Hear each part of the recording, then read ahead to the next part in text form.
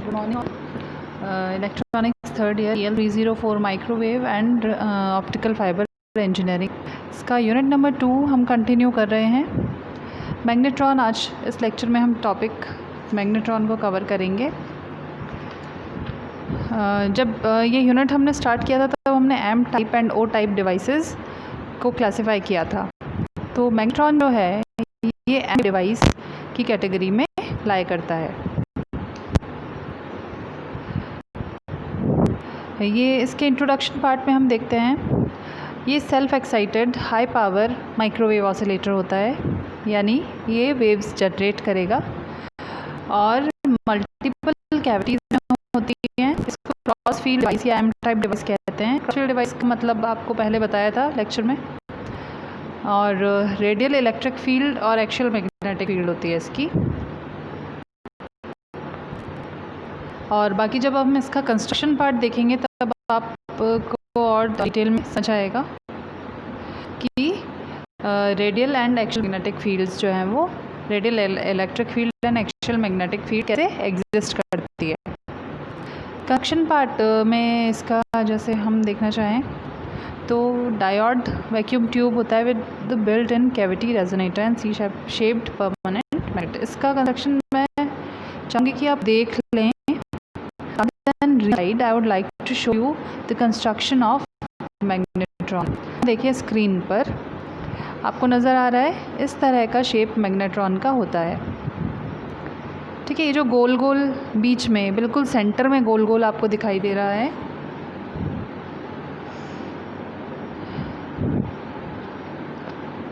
ठीक है, ये है कैथोड की लीड हीटर जिसको कहते हैं। ये बीच में बिल्कुल सेंटर में इसके कैथोड है।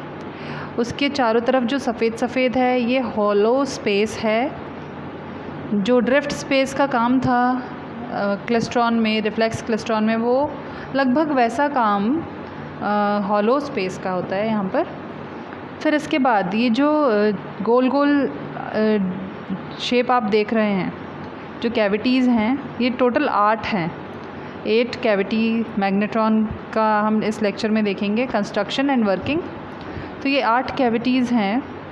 इन कैविटीज़ को एक्चुअली एनोड में बनाया गया है।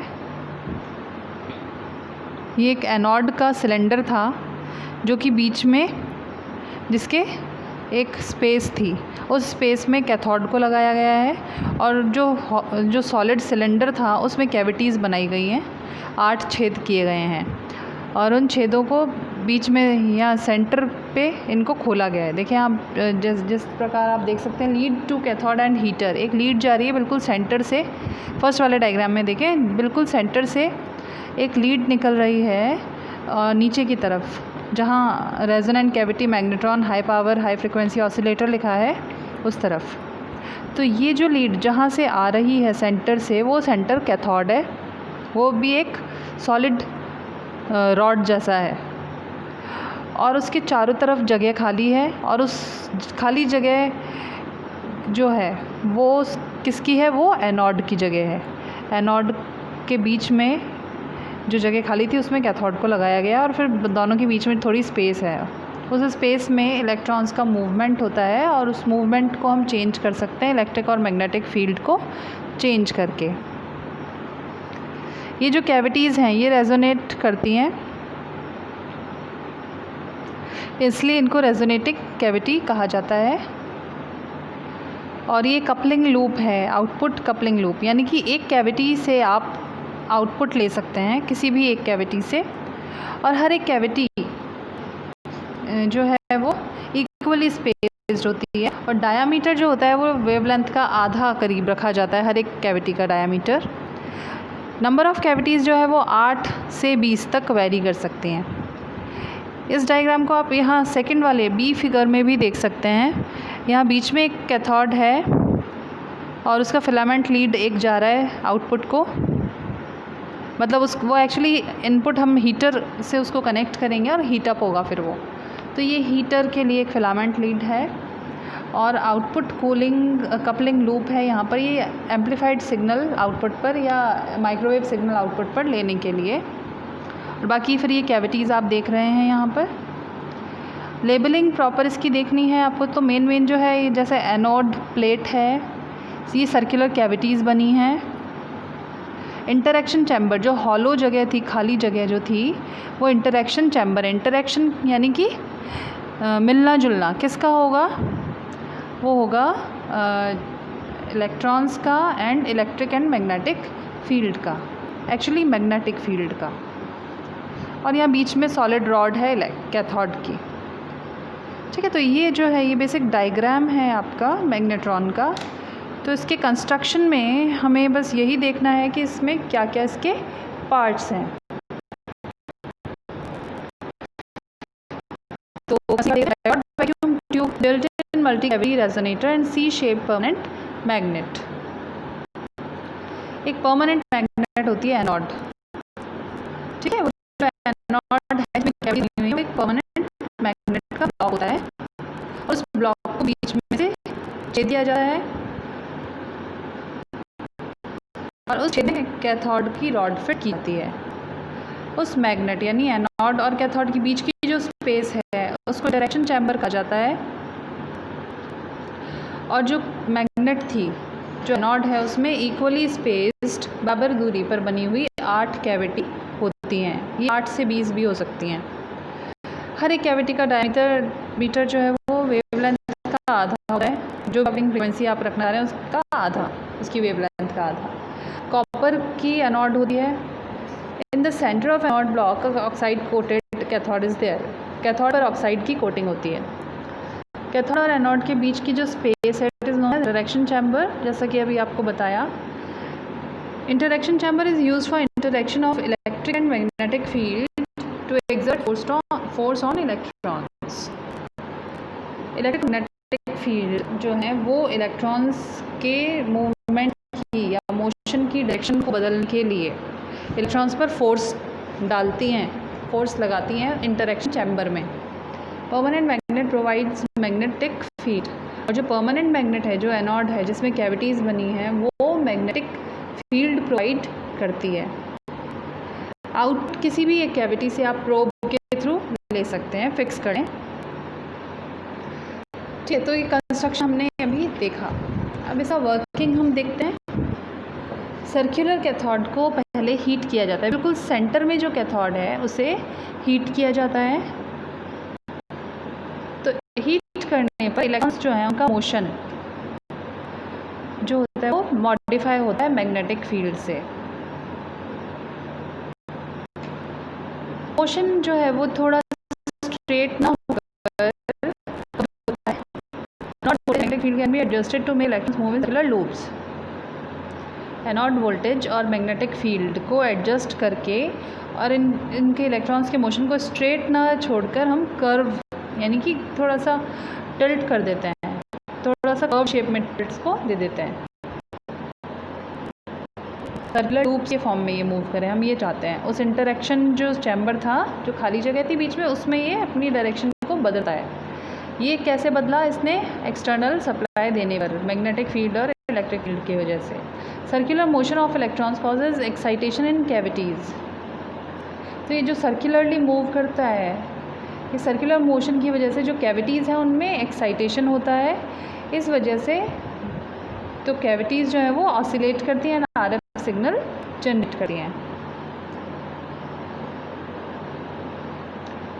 देखिए कैसे, ड्यू टू आरएफ ऑसिलेशंस, ये जो सर्कुलर मूवमेंट हुआ इस वजह से आरएफ ऑसिलेशंस जनरेट होते हैं कैविटी में, और अल्टरनेट पोल्स जो हैं वो पॉजिटिव हो जाते हैं और बाकी के नेगेटिव हो जाते हैं। ठीक है, तो जैसे इलेक्ट्रॉन जो है एनोड की तरफ जाता है तो एक सेट ऑफ अल्टरनेट पोल्स तो एक तो उसको एक्सेलरेट करेगा जो पॉजिटिव है वो, और जो नेगेटिव है वो उसको डी एक्सेलरेट करता है। तो इस वजह से क्या होता है, एनर्जी होती है जो वो इलेक्ट्रॉन्स से आरएफ सिग्नल को जाती है। इससे बंच बनते हैं इलेक्ट्रॉन्स के, और दिस बंचिंग प्रोसेस मतलब कि इलेक्ट्रॉन का डायरेक्शन बदलना, फिर उसके बाद में उसको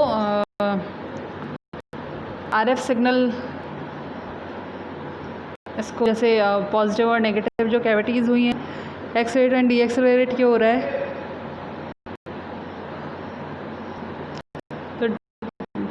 ये जो प्रोसेस है RF सिग्नल को ट्रांसफ़र कर रही है energy, so this process is called phase focusing effect.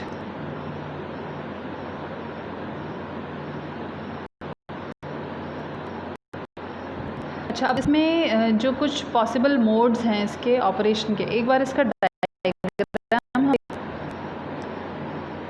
ये यहाँ आप देखें, कैथोड है एक सेंटर पे, is biased to a high negative voltage, -10 kilo volt पर इसको हमने बायस किया है। और यहाँ the resonant cavities in the anode block are biased at 0। अब 0 वोल्ट पर यदि एनोड है, एनोड को कोई पॉजिटिव वोल्टेज नहीं दिया, तो इलेक्ट्रॉन सिंपली कैथोड से जनरेट होंगे, सीधे सीधे एनोड की तरफ जाएंगे, क्योंकि कोई इलेक्ट्रिक फील्ड नहीं है, कोई मैग्नेटिक फील्ड नहीं है। If there is no magnetic field, electron travel directly to anode block in radial path. ठीक है, लेकिन जब मैग्नेटिक फील्ड होगी perpendicular to the plane of drawing, यानी कि जब मैग्नेटिक फील्ड, ये जो पेपर है आपका, इसके परपेंडिकुलर आ रही है, सपोज़ मैग्नेटिक फील्ड है, तो इलेक्ट्रॉन जो है वो स्ट्रॉन्ग कर्व के साथ एनोड ब्लॉक की तरफ बढ़ेंगे। अब इनके कर्व के शेप में आगे बढ़ने से जो कैविटीज़ बनी हैं एनोड ब्लॉक में, इनमें एक्साइटेशन होता है, और ये जो RF एक्साइटेशन है इसकी वजह से ऑसिलेशंस, RF ऑसिलेशंस जो है वो होते हैं। ऑसिलेशंस यदि हो रहे हैं तो ये पॉजिटिव और negative, positive negative, positive negative, इस तरह से इन पे चार्ज आएगा। ठीक है, और ये पॉजिटिव और नेगेटिव हो रही हैं ऑल्टरनेट, तो क्या होगा, इलेक्ट्रॉन्स पॉजिटिव से तो एक्सेलरेट होंगे, पॉजिटिव की तरफ यदि वो जा रहा है तो एक्सेलरेट होगा, नेगेटिव की तरफ जा रहा है तो डी एक्सेलरेट होगा। तो इस प्रकार से कुछ इलेक्ट्रॉन्स बहुत तेज़ होंगे, कुछ बहुत धीरे होंगे, तो कुल मिला के उनका एक बंच बन जाएगा किसी भी एक पॉइंट पर। तो वो जो बंच आपका बन रहा है, सपोज़ हमें जहाँ से आउटपुट लेना है, हमने वोल्टेज इस तरह से सेट किया कि वो बंच वहाँ बन रहा है, तो RF जो सिग्नल आउटपुट पर आपको मिलना है, वो RF आप वहाँ से इजीली आउटपुट पर ले सकते हैं, क्योंकि बंच बन गया तो अपनी एनर्जी फिर उसको देगा। जब वो डी एनर्जाइज होगा, यानी कि जब वो डी एक्सेलरेट होगा, तब वो अपनी एनर्जी RF सिग्नल को देकर और फिर जाएगा। तो RF सिग्नल यदि हमें आउटपुट पर लेना है तो हम सिंपली ले सकते हैं RF आउटपुट।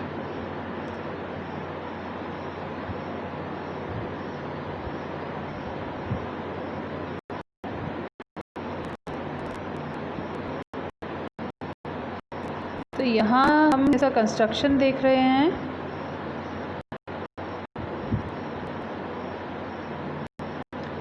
फेज इफेक्ट हुआ, इसके बाद एक टर्म आती है स्ट्रैपिंग। म्यूचुअल कपलिंग की वजह से दो या ज़्यादा आइडेंटिकल कैविटीज़ रेजोनेट करती हैं डिफरेंट फ्रिक्वेंसीज पर, तो ये जो process of separating the pi mode from other adjacent mode is known as strapping.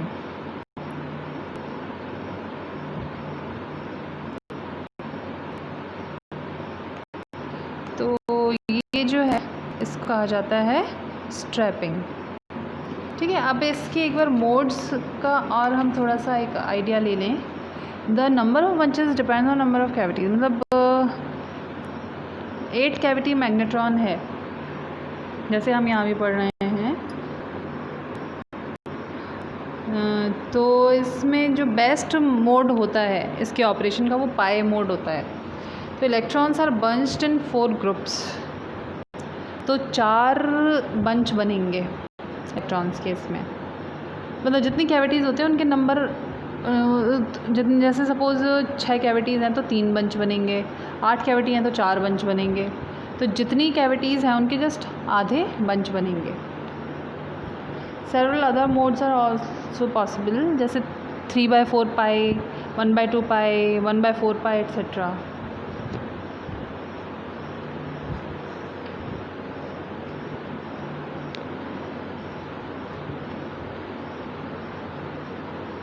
तो ये सब मोड्स इसके हैं। और नेक्स्ट है आपका ट्यूनेबल मैग्नेट्रॉन्स।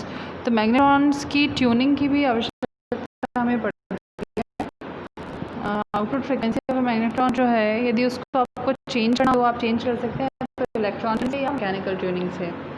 इलेक्ट्रॉनिक ट्यूनिंग में तो सिंपली क्या, वेरिएबल रिएक्टेंस जनरेट करवा के with the help of electron beam, कोई पीजियो इलेक्ट्रिक मटीरियल या कोई फेराइट मटीरियल यूज़ करके और यदि मैकेनिकल आपको प्रोसेस से ट्यूनिंग को चेंज करना है तो कोई रॉड या रिंग्स इंसर्ट करके और फिर आप इसको चेंज कर सकते हैं। तो ट्यूनिंग है। इसके बाद इसकी परफॉर्मेंस की यदि बात करें तो 40 से 80% तक इसकी एफिशिएंसी होती है। और एप्लीकेशंस की यदि बात करें तो पल्स रडार में बहुत इंपॉर्टेंट एप्लीकेशन और सबसे अच्छी एप्लीकेशन की पल्स रडार में है विद लार्ज पल्स पावर्स। दूसरा है इसका वोल्टेज ट्यूनेबल मैग्नेट्रॉन इन मिसाइल एप्लीकेशंस। तीसरा है fixed frequency continuous wave मैग्नेट्रॉन्स in microwave oven and industrial heating. तो ये मैग्नेट्रॉन था। नेक्स्ट क्लास में हम नेक्स्ट टॉपिक देखेंगे।